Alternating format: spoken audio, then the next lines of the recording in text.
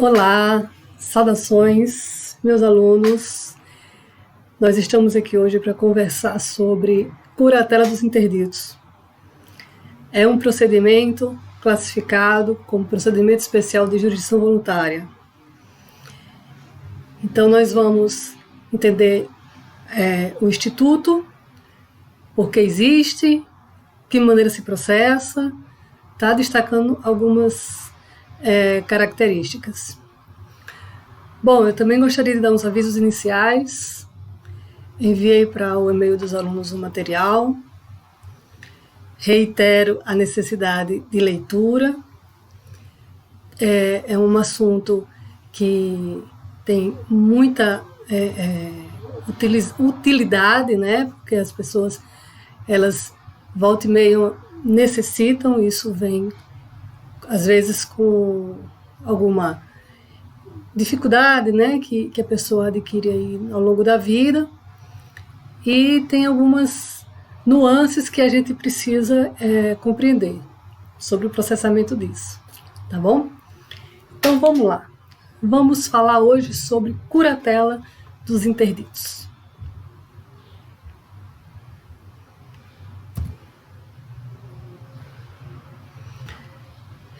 Fica menor aqui para a gente ver o que é que diz na tela. Então, gente, antes de falar sobre curatela dos interditos, o que é curatela? Né? O que é curatela? É um instituto que possibilita a representação, a administração, né, da vida civil, né, na curatela, como estamos falando aqui, esse Instituto de Curatela dos Interditos. Então, possibilita transferir para outrem, desde que preenchido alguns requisitos, a possibilidade de administração, né, o encargo é mais adequado falar assim, o encargo de administração dos atos da vida civil daquele que, por alguma razão, tem uma limitação nessa capacidade. Tá? Então, a curatela, quando a gente escuta muito tutela, curatela, o que será que distingue um do outro? A tutela, ela é um instituto que tem também essa natureza de proteção, mas destinado aos que são menores de 18 anos. Tá? Imagina uma criança que perde o pai e a mãe, então ela passa a ter um tutor, né? Ela passa a ter um tutor, através de uma determinação judicial. A curatela, que também é um instrumento de proteção, né? Por quem tem limitação da capacidade, ela é direcionada a quem tem mais de 18 anos. O nosso ordenamento jurídico adquire a plena capacidade civil aquele que tem 18 anos de idade. Então, teve 18 anos de idade, é uma presunção de aquisição de plena capacidade civil.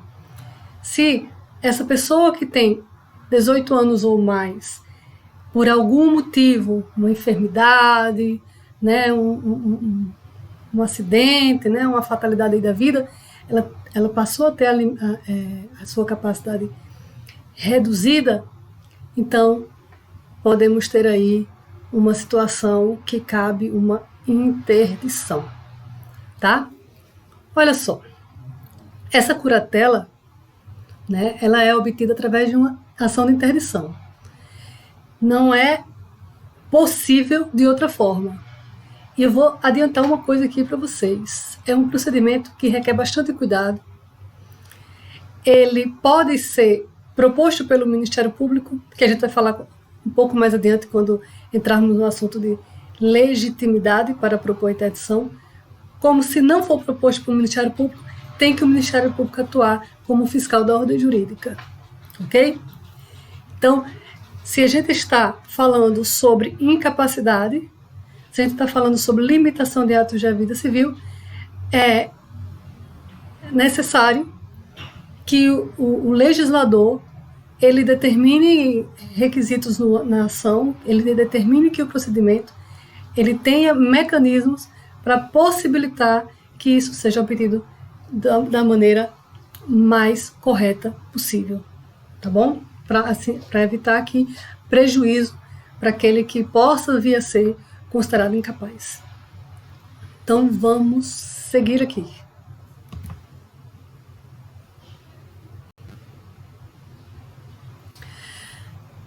Então, o que é uma ação de interdição, né? Como é que eu posso definir uma ação de interdição? A gente já sabe que a ação de interdição ela está classificada como uma ação de interdição, de jurisdição, procedimento especial de jurisdição voluntária. Isso, obviamente, porque eu estou presumindo aqui que não há resistência, não haverá uma impugnação, então eu não tenho lide. Havendo lide, eu não tenho mais uma ação propriamente de jurisdição voluntária, né? Que as ações de jurisdição voluntária, elas pressupõem a existência de lide. Mas vamos entender por que a interdição ela está aqui nesse rol de procedimento especial de jurisdição voluntária. Veja bem, ela tem por finalidade a declaração da incapacidade de determinada pessoa. Ela tem como objetivo estabelecer o grau de incapacidade de uma pessoa para comandar seus atos na vida civil, nomeando, por conseguinte, um curador para a mesma. É que a interdição é um procedimento, essa ação, que ela vai verificar qual é o grau da incapacidade da pessoa. Significa que os atos da vida civil eles poderão ser limitados de maneira proporcional à incapacidade da pessoa, né? Não necessariamente todos os atos da vida civil eles serão retirados da prática, da possibilidade da prática da pessoa. Dependendo do grau, dependendo da situação, dependendo do caso concreto, apenas atos da vida civil como que envolvam transações financeiras poderão ser limitados à pessoa, enquanto outros atos não. Então, esse procedimento ele verificará o grau de incapacidade da pessoa e aí determinará qual será a limitação. Ok? Continuemos.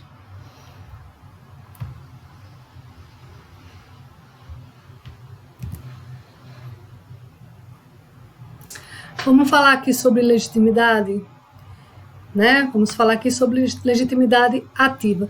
Gente, a legitimidade passiva, a gente sabe que não é possível para quem tem menos de 18 anos. Então, eu tenho um requisito da legitimidade passiva, que o interditando, ele seja de idade igual ou maior de 18 anos. Mas quem é que pode propor? Quem é que tem a legitimidade ativa, né? Quem é que pode ser o requerente aqui da ação de interdição? A gente tem esse rol no artigo 747 do Código de Processo Civil. Vamos vê-lo?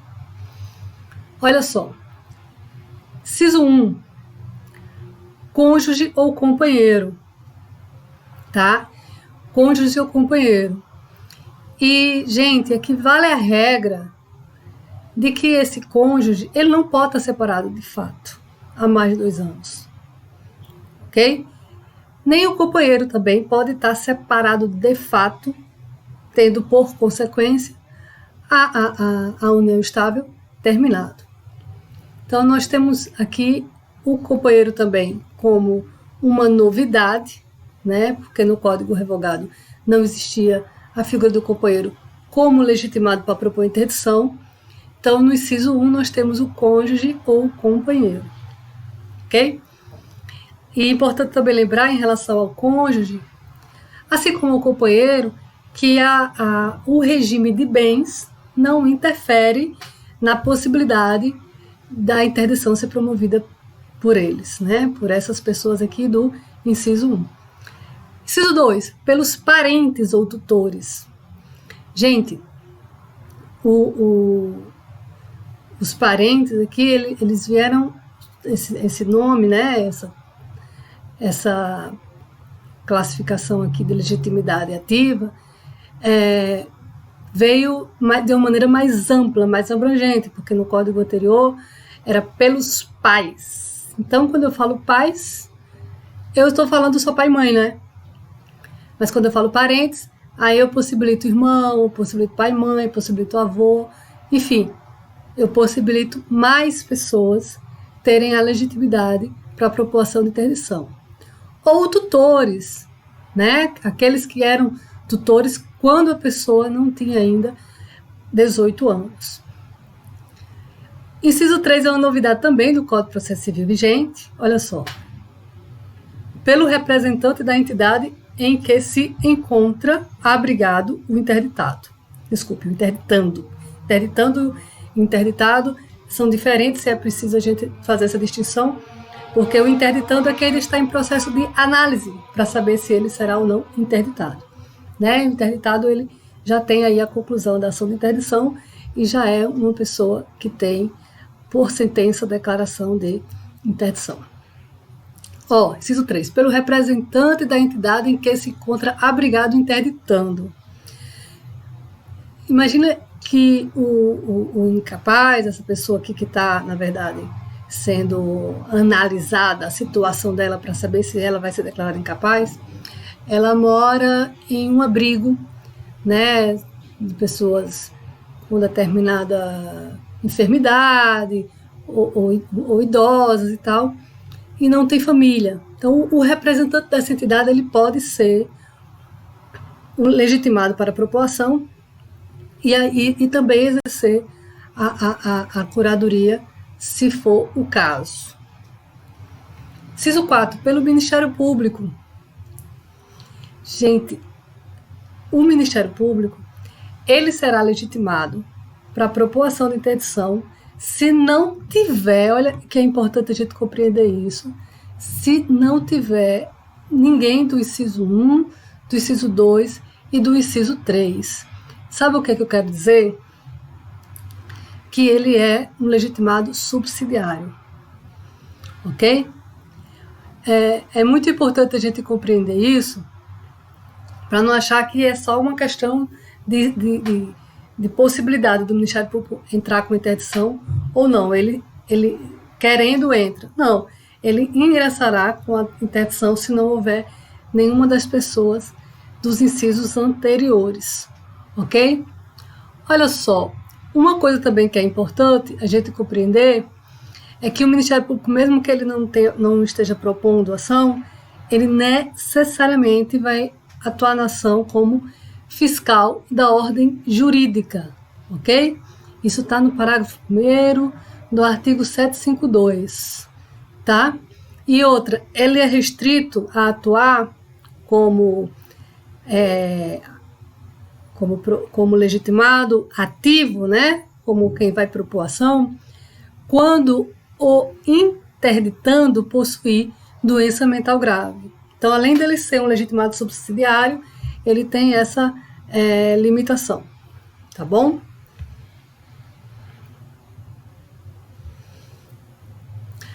Tem uma coisa que eu queria acrescentar sobre legitimidade. A gente está vendo esse rol aí.